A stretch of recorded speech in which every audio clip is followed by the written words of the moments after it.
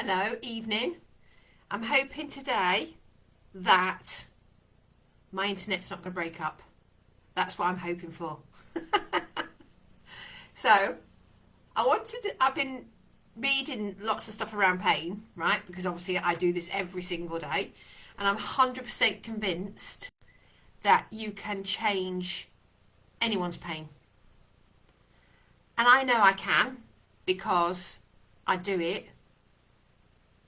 But I also know there's loads of barriers and stuff that gets in the way.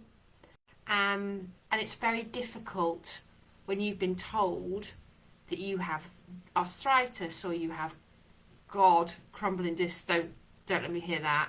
Or you've got brittle bone disease, which is osteoporosis, or you've been told on a scan you've got degenerative disc disease, or whatever. Whatever you've been told. It's much harder to even consider that you could change your pain. But you can. And the more I do this, the more determined I am to share with you in any way I can to show you can change it. So I've been reading this book. I've had it for many years, and it's by a couple of physios that are Australian physios that are leading pain experts in the world. And I wanted to read a bit about phantom limb pain. So most people understand or maybe have heard of phantom limb pain. So phantom limb pain is where if you've had an amputation, you can still feel pain. And I've chosen this because I think most people can kind of believe that can happen. Maybe that's what I'm looking for, believe it. So I'm just going to read a bit about this and see what you think. I've got to put my glasses on because I'm middle-aged. Right, watch. Phantom limb pain is the experience of pain in the body, in a body part that does not exist.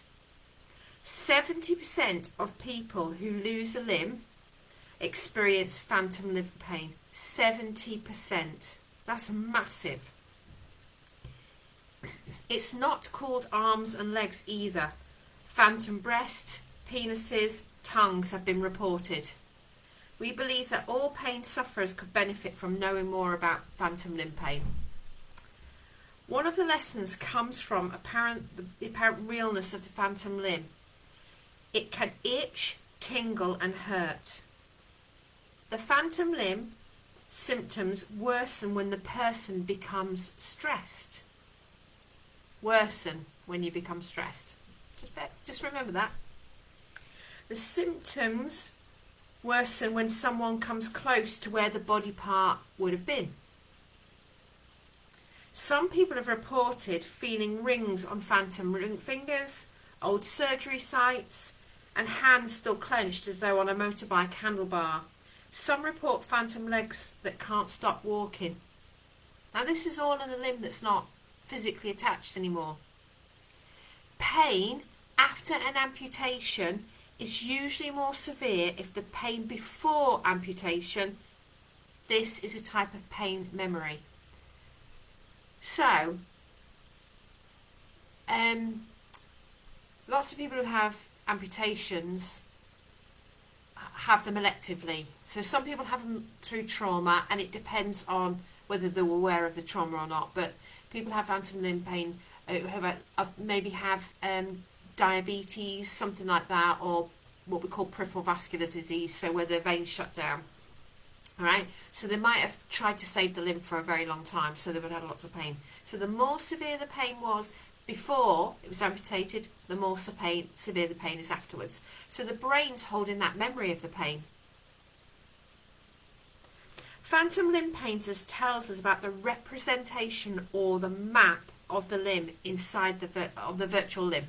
So somewhere in the brain, there's a map of this virtual limb. In fact, many virtual bodies are held within our brain. Okay, so the brain holds a vision of a map of a hand, of our foot, of our shoulder, of our knee, of our hip. Our virtual bodies let us know where our actual body is in space. So you don't, part of it, so you don't have to look to your hand, it's over there. Try closing your eyes and reaching for a cup. Yeah, you can still do it. You still do it because your brain uses your virtual body to know where the real body is. In a phantom, although the leg is missing, the virtual leg and the relationship of the leg to the rest of the brain is still, to the body, is still represented up here. And I don't know if you can see this, but that's sort of a sensory map of the brain. So you can see here that that's what they think the brain, and they've got parts of the body on it. Now, I know some of you don't have, amputations, but if you think about that, if you think about you can have pain and physically not have the body part attached, doesn't that tell you how powerful our brain is in creating pain that we feel? And so there's loads of research. When I first qualified, we used to honestly think that if you had pain, you had to have damage or harm in the tissues. I mean, we've moved away from that tremendously now, but we didn't really understand how that could happen. And now there's more research. It shows that the brain does that to us.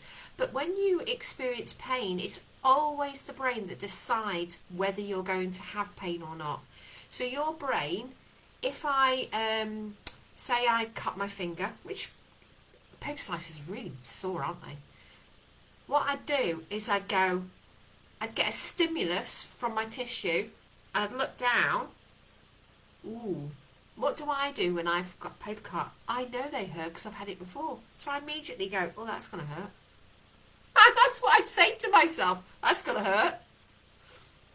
But all these, what happens is there's electrons, which I posted a bit on there, they move super fast, messages, nerves, these nerves transmit message to the brain, and my brain decides whether I'm going to have a paper cut pain or not. Now, it depends on the context.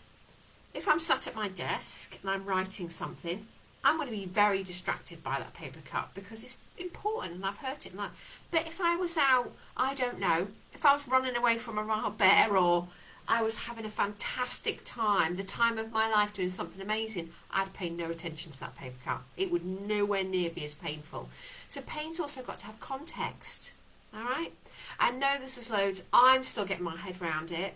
But I wanted to share that concept of the phantom limb because that's real. We all know people who've had problems like that, or you'll have heard of it. That's the brain. How crazy is that? But you can change it.